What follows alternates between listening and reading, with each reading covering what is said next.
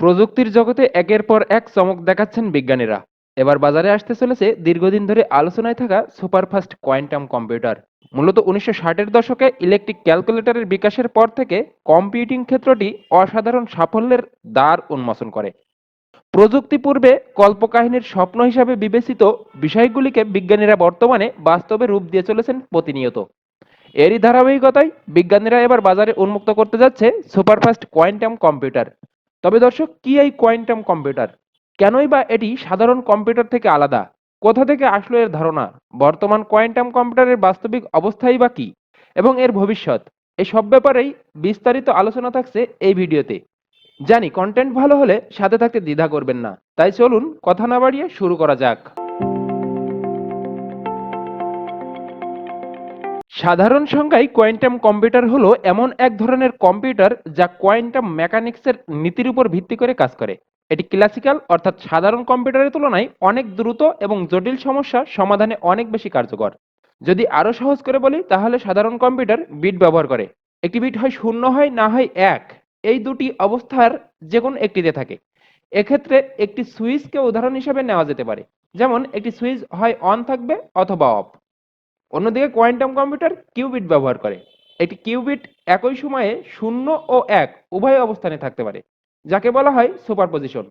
উদাহরণস্বরূপ, ধরুন আপনি একটা কয়েন বাতাসে ঘোরাচ্ছেন, তখন সেটি একসাথে হেড ও টেইল দুটোই হতে পারে।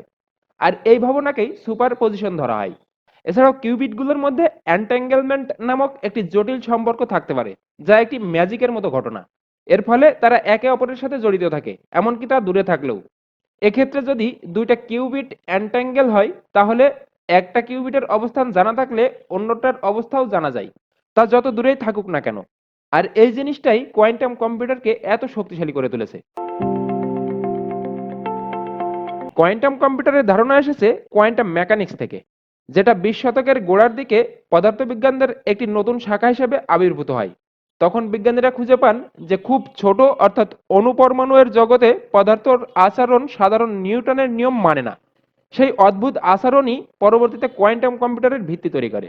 1981 সালে রিচার্ড ফাইম্যান একটি বক্তৃতায় বলেন, প্রকৃতিকে যদি সঠিকভাবে সিমুলেট বা অনুকরণ করতে হয়, তাহলে আমাদের উচিত কোয়ান্টাম যন্ত্র দিয়ে সেটা করা। অর্থাৎ সাধারণ কম্পিউটার দিয়ে কোয়ান্টাম জগৎকে পুরোপুরি অনুকরণ করা সম্ভব নয়। আর এক বিজ্ঞানী ডেভিড ডয়েস 1985 সালে কোয়ান্টাম ইউনিভার্সাল কম্পিউটারের ধারণা দেন। এটি এমন একটি মেশিন হতে পারে যা কোয়ান্টাম নিয়মে যে কোনো গণনা করতে সক্ষম।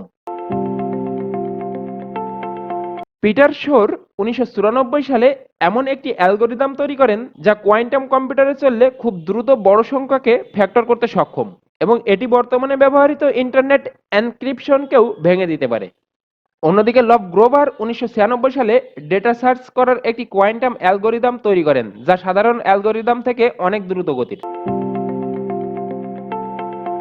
বড় বড় কোম্পানির নেতৃত্বে বর্তমানে কোয়ান্টাম কম্পিউটারের অনেক অগ্রগতি ঘটেছে, যার মধ্যে উল্লেখযোগ্য আইবিএম 100+ কিউবিটের কোয়ান্টাম প্রসেসর তৈরি করেছে, যা ক্লাউডে কোয়ান্টাম অ্যাক্সেস দিচ্ছে।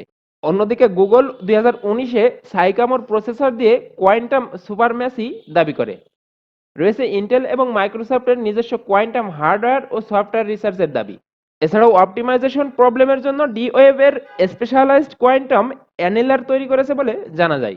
তবে এখন বর্তমানে অনেকে কোয়ান্টাম কম্পিউটার ক্লাউড ব্যবহার করতে পারে, যেমন IBM quantum experience, Microsoft Azure quantum, Amazon Braket ইত্যাদি।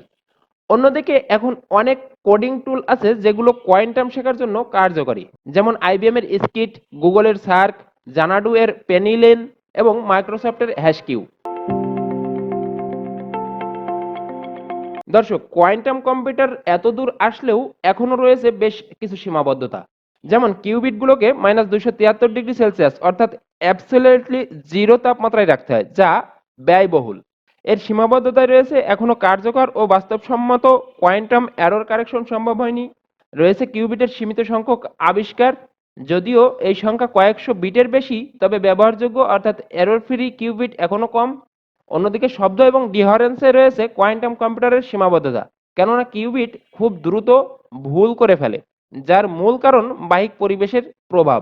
এছাড়া প্র্যাকটিক্যাল ব্যবহারের ক্ষেত্রে এখনো বড় ধরনের সমস্যার সমাধানে অসাধারণ কিছু করা সম্ভব হয়নি। তবে কিছু পরীক্ষামূলক কাজ হচ্ছে। কোয়ান্টাম কম্পিউটারের ভবিষ্যতের কথা বলতে গেলে আগামী 5 থেকে 10 বছরে এরর কারেকশন করে বড় স্কেলের কিউবিট সিস্টেম চালু হতে পারে। ঘটতে পারে কোয়ান্টাম কম্পিউটার ও মেশিন লার্নিং এর সংমিশ্রণ। নিরাপদ ও হ্যাক প্রুফ ইন্টারনেট পৌঁছে যাবে গ্রাহক পর্যায়ে। এছাড়াও ফার্মাসিউটিক্যাল, ফাইন্যান্স, এনার্জি ইন্ডাস্ট্রিতে স্পেশালাইজড ভাবে প্রয়োগ শুরু হতে পারে কোয়ান্টাম কম্পিউটারের। প্রিয় দর্শক, ধন্যবাদ সাথে থাকার জন্য।